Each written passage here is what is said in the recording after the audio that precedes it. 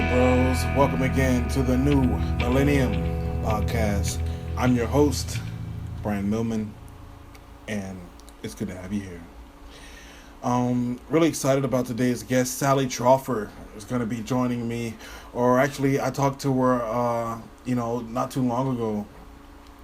We met in my studio, and she's just really down to earth, and just really open and honest about her opinions. We talked a whole lot about her memories of Sable and Ginger. A lot of great stories there. You could tell that she's definitely moved, that they were definitely a major part of her life. That's a big chunk of the entire conversation. We talk a little bit about her time doing Clone Wars, and how she first met Alec, what it was like being with Alec and Beast and Nightcrawler, and just how that whole group came about, and just like a bunch of great factoids. We even spent a brief moment talking about how it was on the set of our movie, The Leprechaun with Killer, which was great. All of this plus much more right here on the New Millennium Podcast. And before I play that, I just wanted to talk about, I had to share with you guys, because if you've been paying attention to this show, you know that I've had Yaki on this show, and he was supposed to do one of my podcasts. And so he bailed on me for Jeff Hardy. And then he came on this podcast, and he explained why he didn't show up. And I really didn't buy it, bros. I didn't. I listened to him. I thought about it. And I didn't believe him. And I told him that I didn't believe him. And so, as a result, one weekend, not too long ago, I'm I don't have anything to do, so I give up Yaki a call, and I'm like, Yaki, if you're not too busy, I just want to hang out with you for the whole day, because I rarely just hung out with Yaki, just to see, what a day in the life of this crazy guy. He's a lunatic. Is really like. So I get to Yaki's house, and immediately, I'm blown away, because as soon as you open the house, it's like, it's crazy. It's goons, there's goblins, there's wicked witches, and just ghosts, and like everything, full on sound effects. It looks like it's on a house, and I'm like, Yaki, what are you doing? And he's like, every October, I decorate my home for Halloween, but it looks like some legit shit. He's got stuff in here that's really spooky, and like I didn't even want to go past the living room, bro. That's like a whole nother story for another time. So we go out. We're gonna go, do a little bit of working out, and instead of taking my car, Yaki wants to sprint to the gym. So, I'm a smoker. I consider myself to be in pretty decent shape, but bro, the gym that we were going to is like 2 miles away. And I'm not talking about just a straight shot 2 miles, but I'm talking about going through downtown traffic, going through the interstates and all of this. And so, we're running, and I'm jogging, and there's a bridge, to cross over to get to the next part of town to where we need to get to. And there's obviously it crosses over this river. So instead of running over the bridge, Yaki decides that he wants to dive into the water, and he swims across. And the next thing I know, I don't see him. And so I'm panting, and I'm looking around, and Bro, no lie, bro. Yaki got a hold of a gator. I'm not lying. A freaking alligator had gotten a hold of Yaki, and I see Yaki splashing in the water, bros. He's just splashing around and wrestling with this alligator, who is trying to fight for domination. Yaki, he had no business getting in the water in the first place. I think that the sign says there was a sign that said no swimming, which obviously he completely missed. So now I'm like, dude, that's my friend. I don't know what to do. And the bridge is high, so I'm not going to jump over the bridge. So I have to go back down, go around, and swim in the water to help Yaki. I don't want this gator to kill me, but I'm a little bit hesitant, because I don't know, there might be other gators in the water. This is different. This is not something that happens every single day. So push come to shove, I get in the water with Yaki, and I'm trying to help him, get this thing off of him, and I'm holding his mouth. I'm holding his mouth closed, while Yaki's like kind of wrapped around, and we're just kind of both like tussling around. So meanwhile, the whole time there's this boat, like a sailboat, and there's like 5 people on there, and luckily they pass by, they're honking, and I'm holding this gator's mouth shut, and they're looking at us crazy, and I'm going, help us, bros.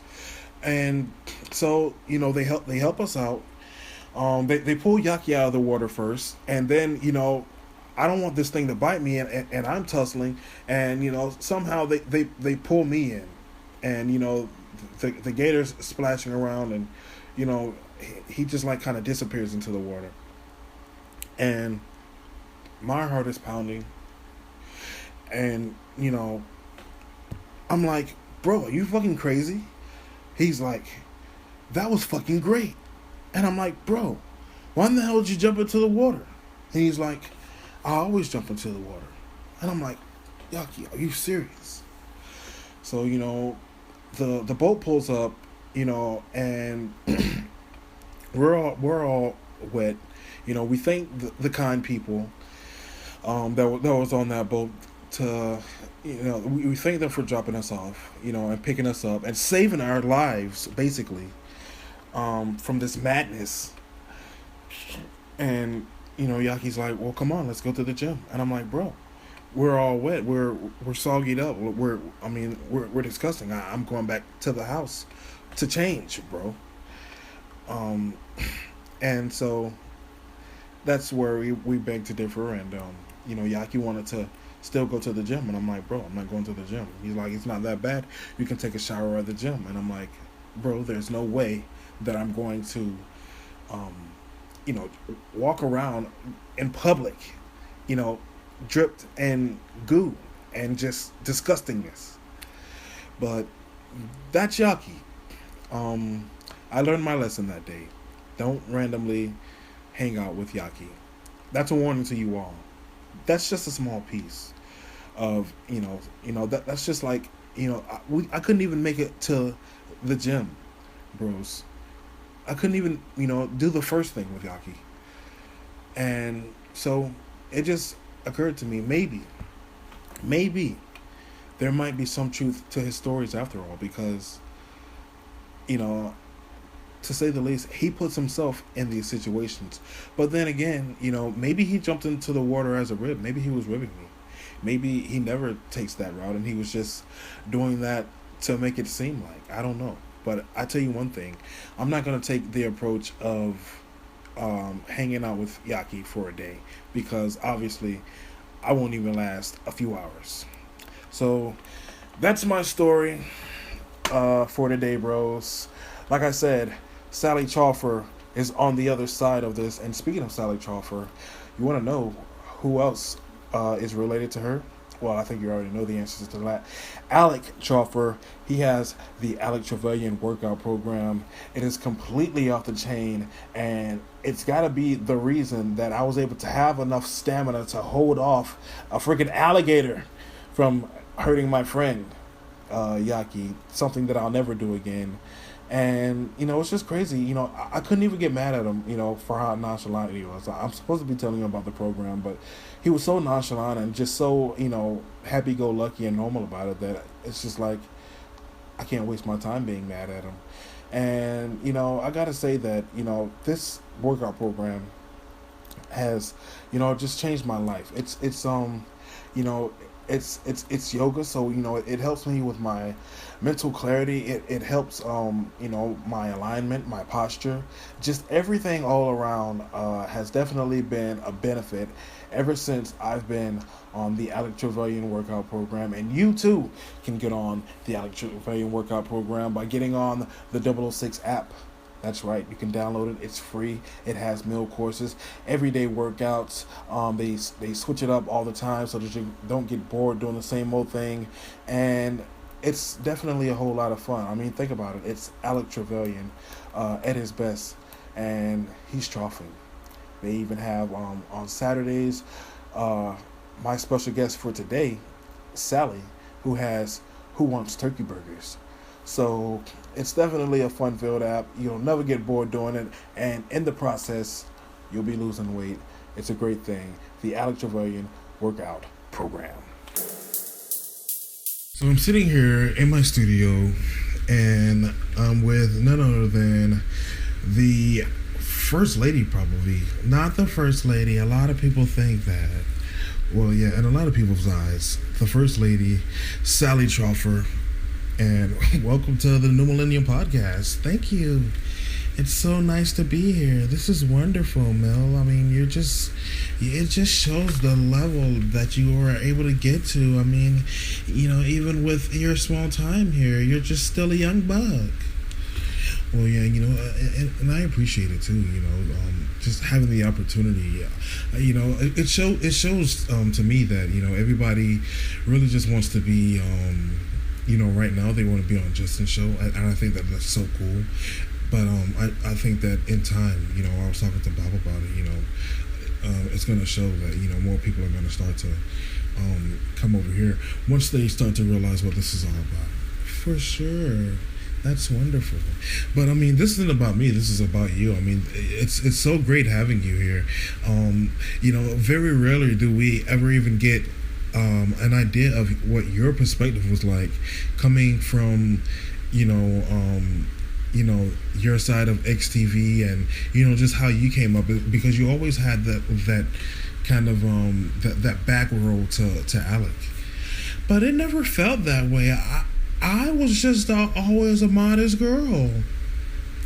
And I was picked for a role for Clone Wars, which started the whole thing. And when Alec came, he was just such a relief, because it's like, well, I thought that we were going to have to do this thing ourselves.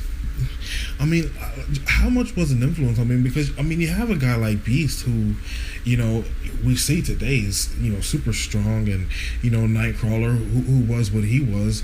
And then, you said that you were very, very meek and things like that. So, how did that whole thing just, transpire to begin with? Well, there were just talks of us doing a show, and they were looking for some man to replace Gambit and Cyclops, who opted out because they didn't want to work with us. They thought that we were bogus, and they didn't like what we were about to try and do. But we wanted to be XTV stars. And Henry Hank and Nightcrawler, they were so little, and they were so young. And they didn't understand a whole lot of things that, adults understand. And I tried to explain that to them. And so when Cyclops and Gambit walked out, Alec came in, and he was a blessing in disguise. And they said, well, can you play both roles? And he said, yeah. Everything that they asked him to do, he said yes to. He was not afraid of anything. He was ready for anything that they put up against him. And I was impressed. But I didn't tell him that. I had to be strong, and I didn't want to come across as easy. That's really cool, bro. Talk more about it. I mean, like, as things developed for you guys, how did it progress? Well, it was. I want to say there was instant success, because coming off of our first show, we felt really good about it. We thought it was wonderful. We thought that we had done a great job. Excuse me. I'll get you some water. This is around the season where I start to get the flu. Thank you.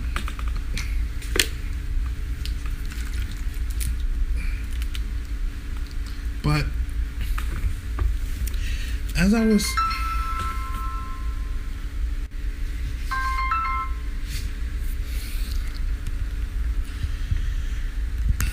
I'm sorry again. But as I was saying,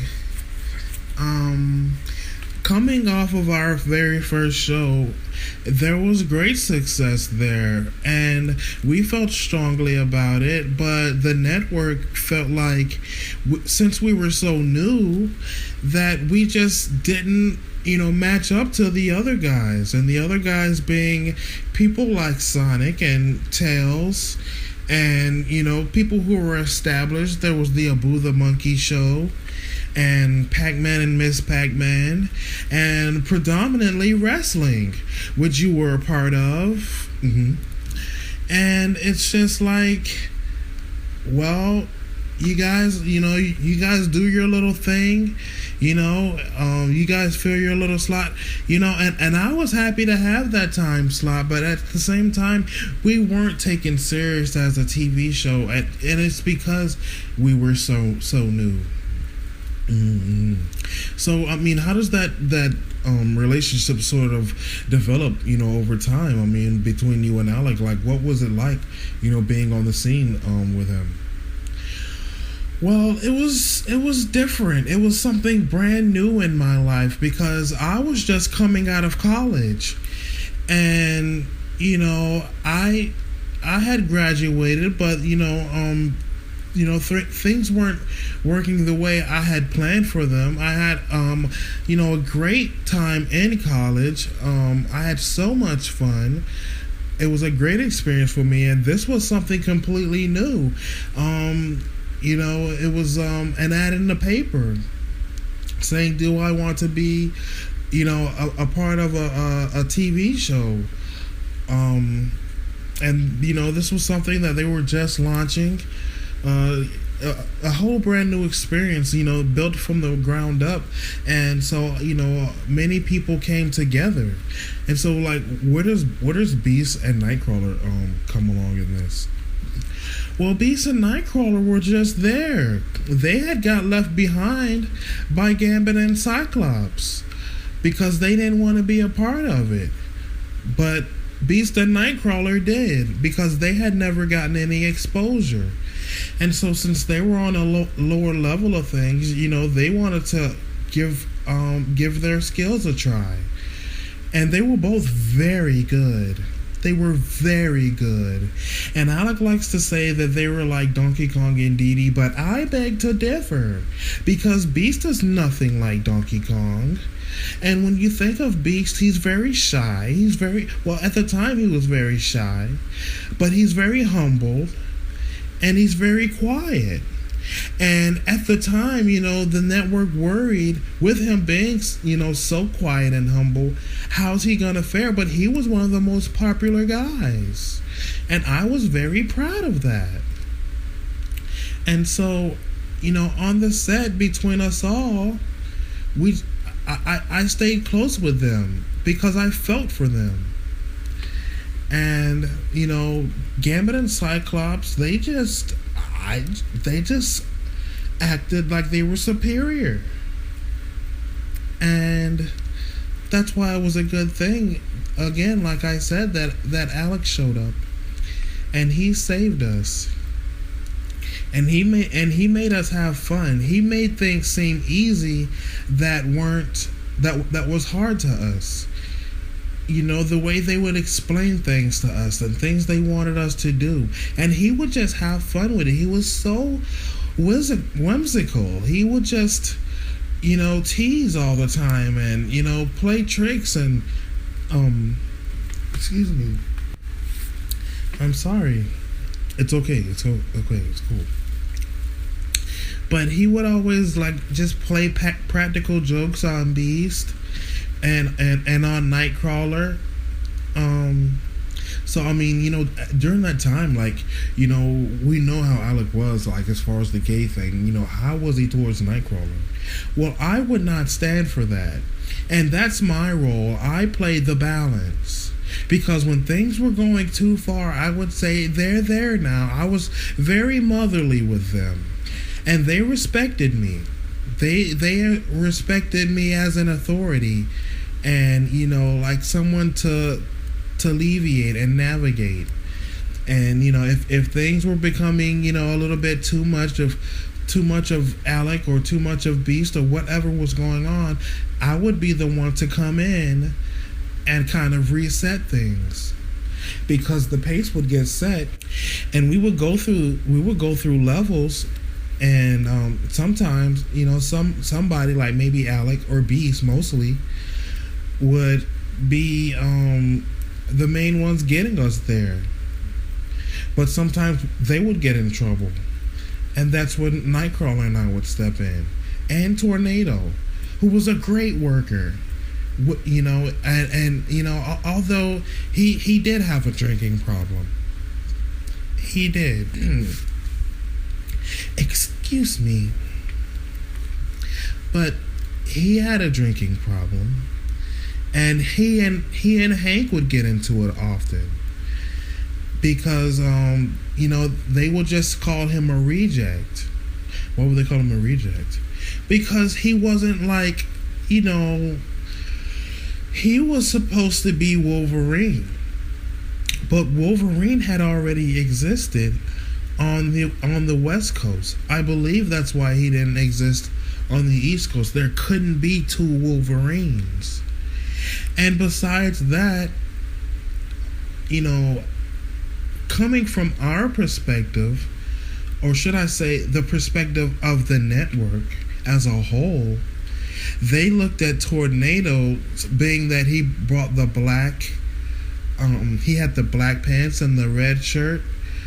And since he wasn't like, you know, he didn't have the yellow suit, then he was a fraud.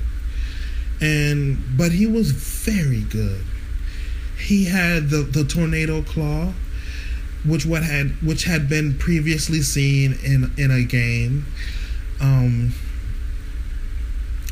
which was it was another X-Men game, because we did Clone Wars, but he would be spinning around screaming tornado claw, and that was taken from that game. And I believe that was another reason that this game was bought, because they thought that this was that. And so and that might be why Gambit and Cyclops left, because when they found out that it wasn't, you know, they were very mad. And people didn't want to give us a chance. They didn't think we would work. But we did. We continued to press through. We continued to press on. And, you know, like I said, Alec made it so fun. You know, we just had a great time. And, you know, and then we had Magneto on our team. And then, you know, we just kept on running into just issues after issues, because now we have to figure out how to work in Magneto. And it just got, you know, push came to shove. And Alec just told Magneto, you know, just stay in the back. We're just happy to have you here. Because we had a system. We didn't need a new person on our team. That's so interesting. It's just like, you know, one of the shows that it's slept on. You know, like I'm reminded of the what's that show called that Big Trunks did? King Kong. Yeah. It's just like that, like just one of those shows that was missed, you know, by a lot of people, because this was one of those shows that, when Bobby talks about how, you know, certain shows had everybody's eye on it, everybody was watching. This was not one of those shows, and you know, it's missed, but it was very good. I remember. And it's interesting that you bring up the fact that, you know, I kind of was, you know, a part of your competition. Exactly, which was no fault to yours. I know, but it's just interesting, you know, looking back in hindsight, like just how everything really played out. It's really crazy.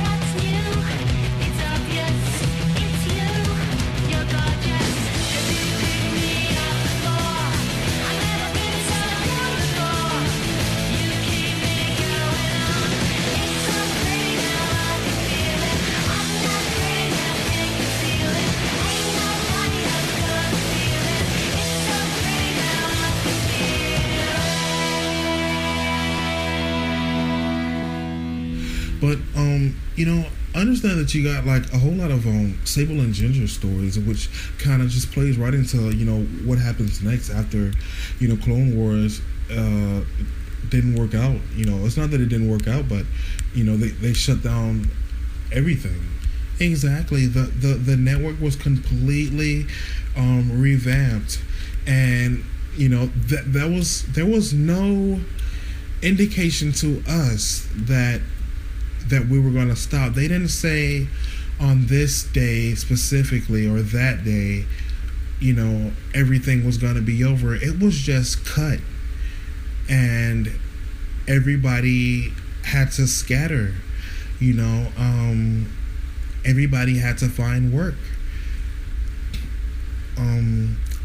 SIDE had been promoting the new summer season at the time, which was supposed to mean that it was no longer going to be, you know, SIDE Superstars and SIDE Raw, which were, you know, 2D games, but it was going to be on a bigger scale, on a more 3D scale. And they did not know how that was going to happen, but they knew that was that's, you know, the benchmark. That's what they wanted to hit. They wanted to get there, and they were going to get there. And so, yeah. everybody just it's like we kind of got bought out, and they liked Alex so much. He did, such a great job. He was, such a great leader at the time. And what he did was got the gig with 006 with the Dogs. And I think that they got that idea from Sable and Ginger, which was the Sable and Ginger show. But they didn't want to steal that idea. So what they did was, since they liked the fact that Sable and Ginger were incorporated, then what they did was they just let them do their own thing, but they were still a part of the show. And the show was called 006 with the Dogs, but truthfully, it was very rare that either dog was a part of it. Most of the time they would just be roaming around in the background. Mm-hmm. Because they really didn't interact too much. It was hard. It was very hard, but again, Alec just made things so simple. He just made it not matter. When the going got tough, he just proceeded, and it was so effortless. It seemed like nothing fazed that man. And I absolutely mean that. And I would just be astonished. And he would inspire Beast, and he would inspire us all. We would just watch him, do his thing, whether it was Clone Wars or whether we were doing 006 with the Dogs. The way he took his lead role and owned it really just made us step back and say, I'm going to step my game up. I can do this. And, it really affected Hank, because he went out and performed on a high level, and he started talking.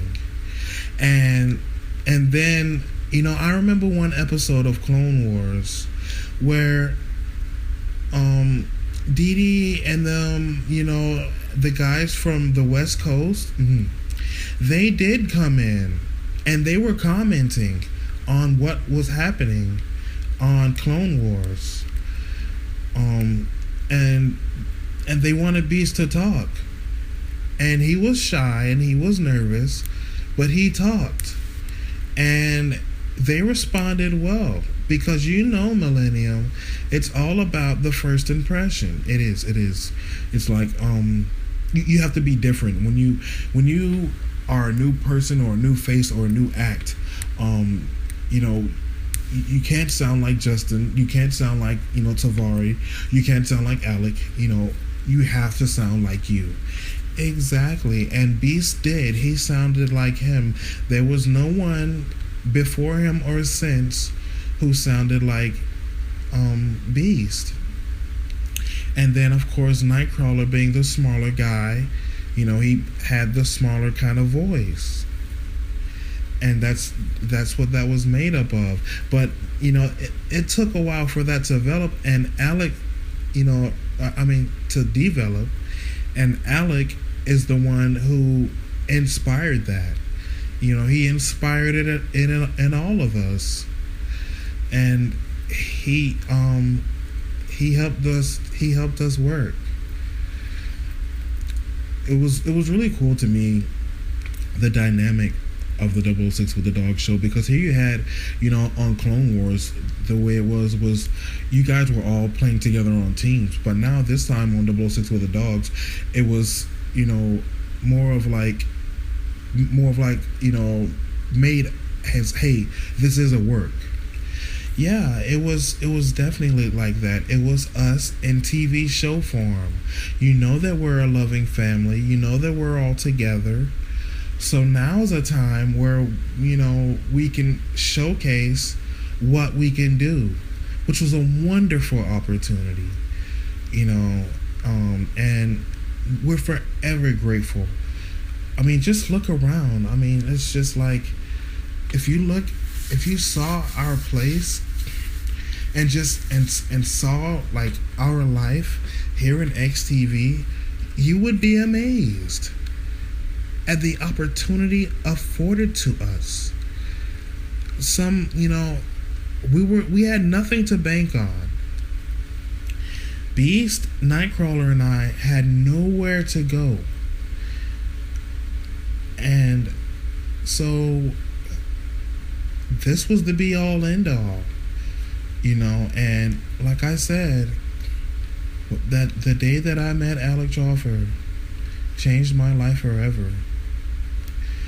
And because, even on the set, we had to, play it that way because it was very admired the fact that the West Side was able to make Sable and Ginger happen and on a consistent basis. And Sable, he would complain on the set. What would he say? He'd be walking around talking about he's tired of this shit. He gets used for this and that, and he doesn't get treats and things like that, and just complaining. And he was the prize dog. Ginger was not treated as well as he was, and Ginger had a messed up life before she came to us. I heard the story that previously, before they gave her to you, that her master had her on a chain, and he just kept her there, and it was a very short chain, and I guess she was really tortured, and that's why she was always crying. Yeah, she was a tortured dog, and we showed her love. We loved her. We washed her. We cleaned her. We made her glow. She was very beautiful, but she was very torn when we first came. And Sable was very mean to her. And after a while, just because she was so sweet, he warmed up to her. Because he realized that, you can't just keep being mean to somebody who's going to keep being nice to you. And so he showed her the ropes, and he showed her different things. And he even, God rest their soul, but he even got her on drugs. What? Yes. He got Ginger on drugs. Because Sable would dig holes under the fence, and even through wire that had been put down previously to keep him from that fence. He would hurt himself. He would scratch his paws and really hurt himself to go to get drugs. And I would go outside, and we're ready to do 006 with the dogs, and Sandra would tell us that Sable's escaped again. And and he would tell me, and I'd say, Sable, what are you doing? Where are you going? We have to do this show. And he said, screw you, I'm going to Pie's house. And I just could not understand it. And then he taught Ginger how to escape. And so we would get them, we would have to get them both. But Ginger was such a dear, she wouldn't go too far. And it was easy to get her to come back. But Sable, my God, he would go all over the town. He would get a hit of those drugs, and he would go and start chasing after cars. And, he would scream out the N-word. I'm faster than you, N. Screaming out to the cars. And one time he got hurt really bad, and he was limping for a long time. And back then, they were poor, and it was really hardcore. If you got hurt, you had to continue hurt. And they didn't take him to the veterinarian or anything. His paws were scratched. He was getting older because, he was a puppy in 94. And he had gotten older, and he was just starting to break down, and it was sad. It was very sad to see. So, there's just horrific things that I've seen with Sable. There's been nights that everybody would leave the set, And I would stay there because I cared for them. I cared for those dogs. And AVW cared for both of those dogs. He would get there in the morning sometimes, and I had been there all night looking after them, talking to them, talking to Sable. What's wrong? And he's just always complaining about things. F this and F that. I'm going to get high. I want to hit. And I would tell him, you can't. They're just going to catch you and bring you back, and he would start crying and howling at the moon, and he would just tell me these horrific stories about, how he had been traumatized from a little puppy, and, just things involving, his parents, and different things like that. And he hated the sound of an ambulance. He hated it. It made him cry, and it made him think of traumatizing times. Wow. He's a really, really unique dog, was Sable. He was, and he was aggressive. And Alec would get aggressive right back with him. And, I would tell him, he's only a dog. He has animal instincts, Alec. You can't take what he does personal. And Alec would take it personal, and they would fight, and Alec would argue with him. And he would give him ultimatums. Either you clean up your act or you're fired from this show, and we'll find another dog. He told him, he said, we'll use one of your puppies as you. You can be replaced like that, Sable. Alec was not afraid of him. And sometimes, Sable would just walk off with his head down, and Alec didn't want to talk to him that way, but Sable had to get his act together. His attitude stunk, and he was hard to work around. My God. So tell us more about your career. Obviously, Sable and Ginger are, a soft spot in, all of our hearts here. But, Ginger was wonderful. Ginger, on 2 different occasions, this was crazy how this would happen. So, after a long day, we would come in, and we would always greet the dogs. Well, on one occasion,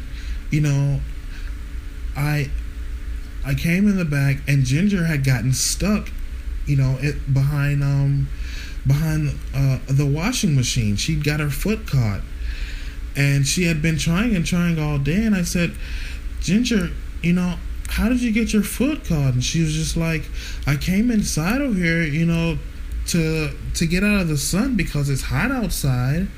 And, I just wanted to get out of the sun for a while. And then my tail started itching. And so I started chasing my tail. And I said, Ginger, that's not a space for you to chase after your tail. And she says, well, I know it now. Get me out of here. And so, I would just pull out her paw. But then, on a completely different occasion, Sable gets stuck behind there. And, I go to help him. And I said, Sable, how did you get stuck back there? And he's like, listen, bitch, you get me...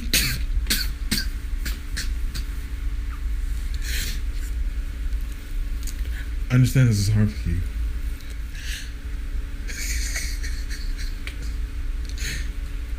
And he tells me, you listen, bitch, you're gonna get my foot out of this here, out of this thing, and you're not gonna ask me any questions.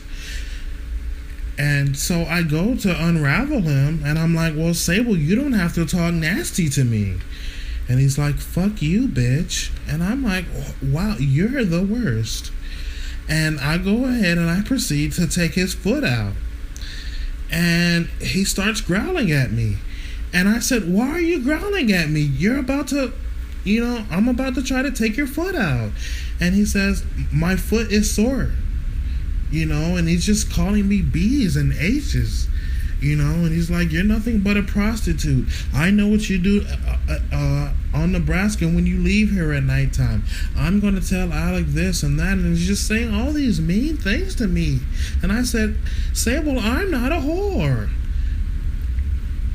And I said, I'm going to go and get Al. And he said, fuck you, bitch, get Al.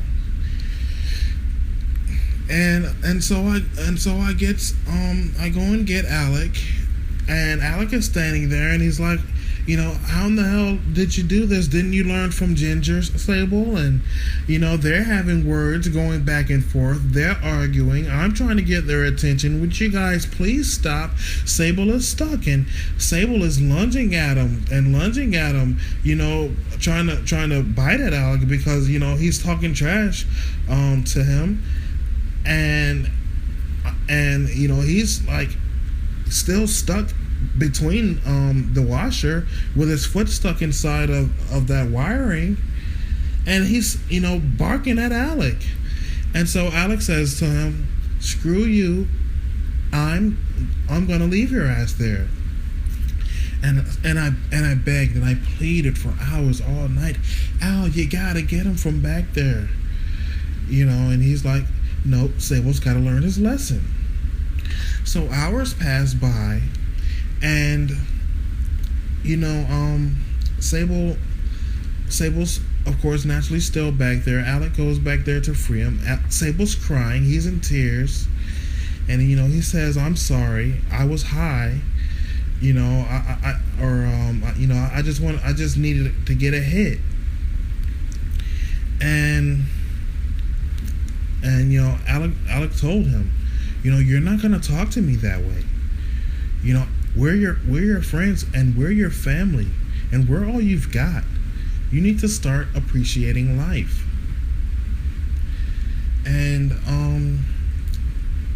so he said sorry. They hugged. It was a great moment for them, and he freed him, and Sable just went on about his business. He told him, he had the boo-boo. Man, that would have been so gross if he pooped behind the thing because, he couldn't get to the bathroom and he was stuck there all day. It was torture. It was absolute torture. And, it had gotten so bad for Ginger, to the point that Sable, had convinced her that she was supposed to be the man in the relationship. And, she started trying to hump him, and, I hear her screaming, I don't know how to do this. And, over months, she actually got good at humping Sable's back, and he got tired of it. And, then she became the abuser. And you wouldn't believe the things that, would come out of her mouth to Sable, things that I will not say here. But Ginger would say some vulgar things to Sable, calling him her bitch and things like that, and really, degrading Sable, and bringing him down and making him feel like less of a man. And she was having all these babies by him. She threatened to put him on child support, and it got very real for Sable. And he just continued to go down this downward spiral. He got to a point where he just lost so much hair, so bad. Those manes were just terrible. And it was just a tough thing for those dogs, but they were beautiful. They loved us, and it was embarrassing, for the neighbors to see. And they had their dog Chopin, who really didn't talk to them that much. He thought that they were weird, and he just did not understand them. Did Chopin, but they were just really great dogs. Yeah. They were great, bro. That's a sad story, kind of.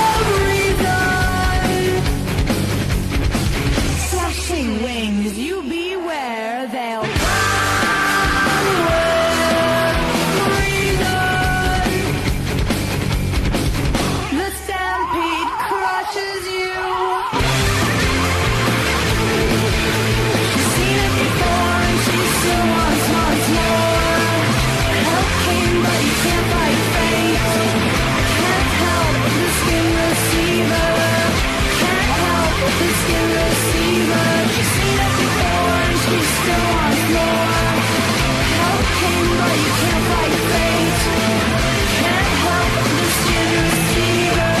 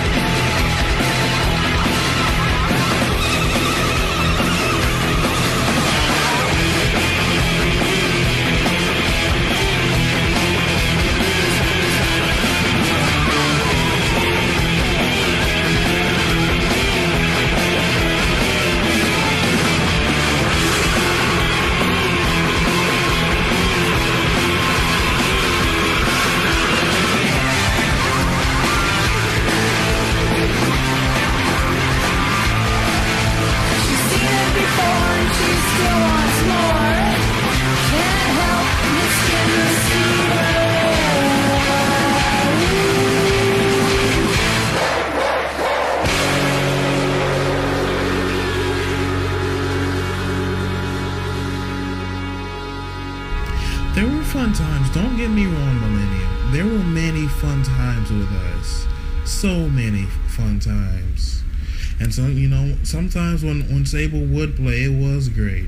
He would jump up, he would sit, and, he would be the life of the party sometimes. He was really great a lot of times.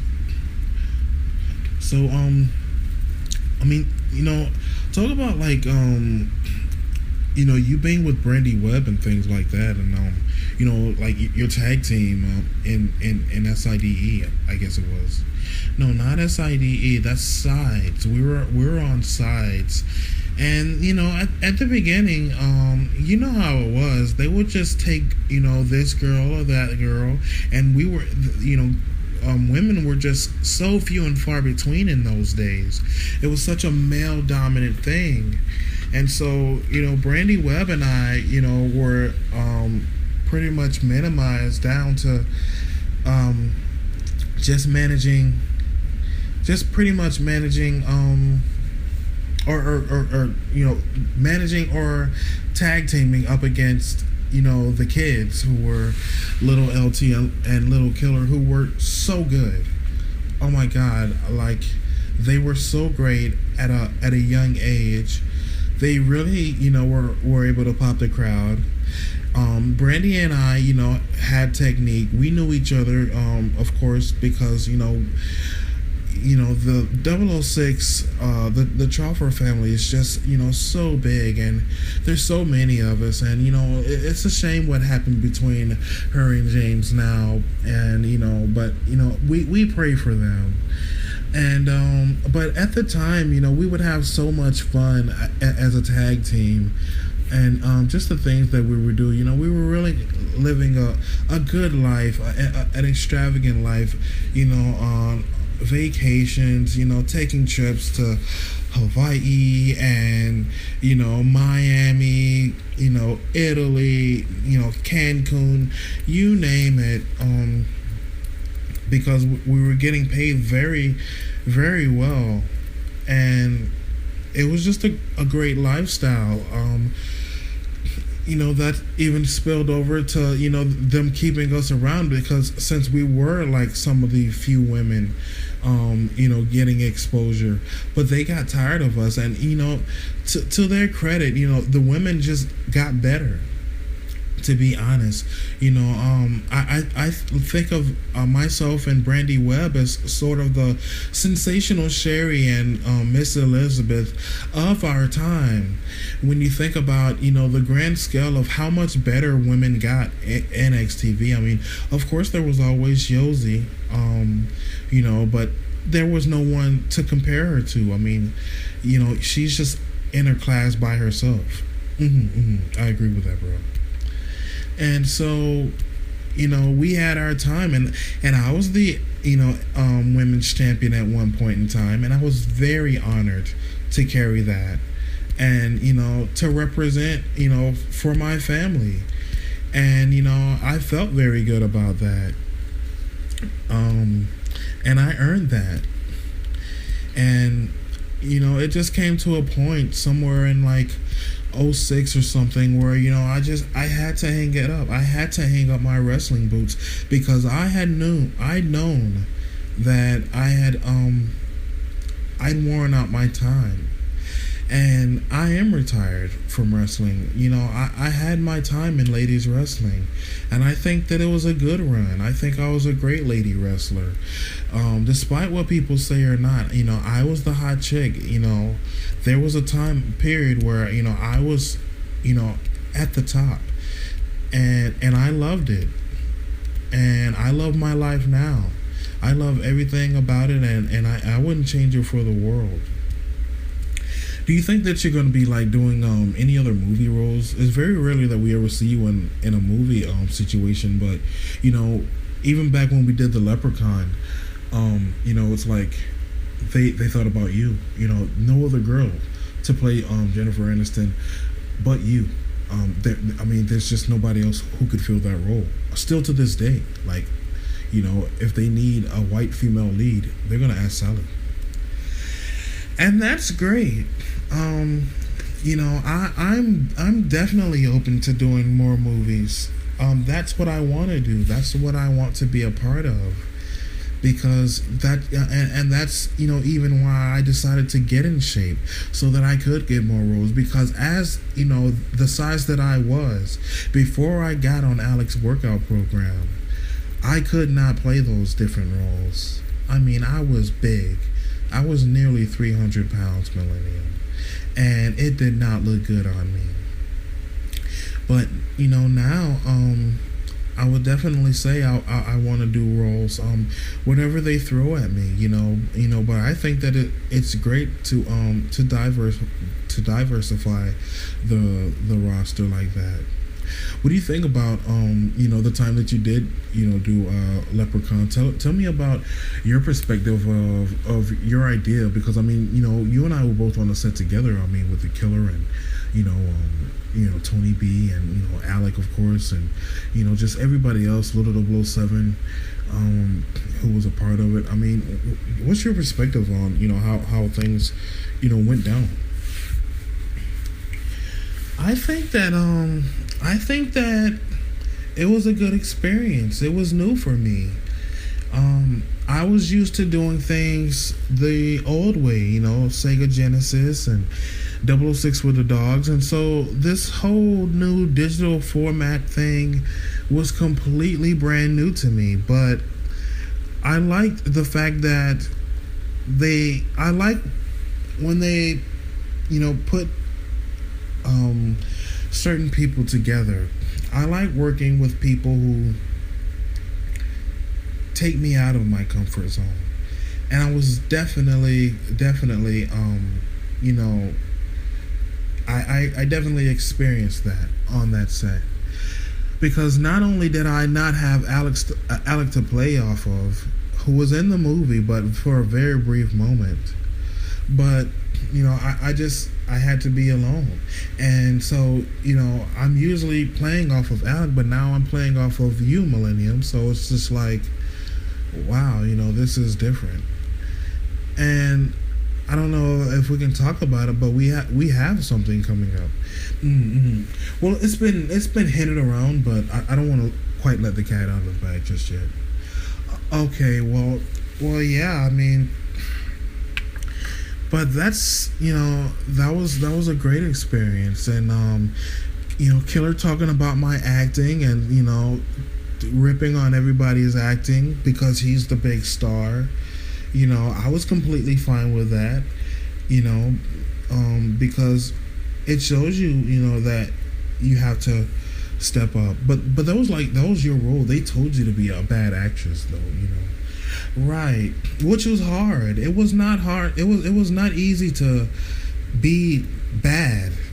They might think that I am bad, but I think that to purposely be terrible, because Jennifer Aniston is so good. She's wonderful, and there were times that I felt bad, like I don't want to seem like we're trying to offend her. We're just making our own rendition of the story and replacing the characters.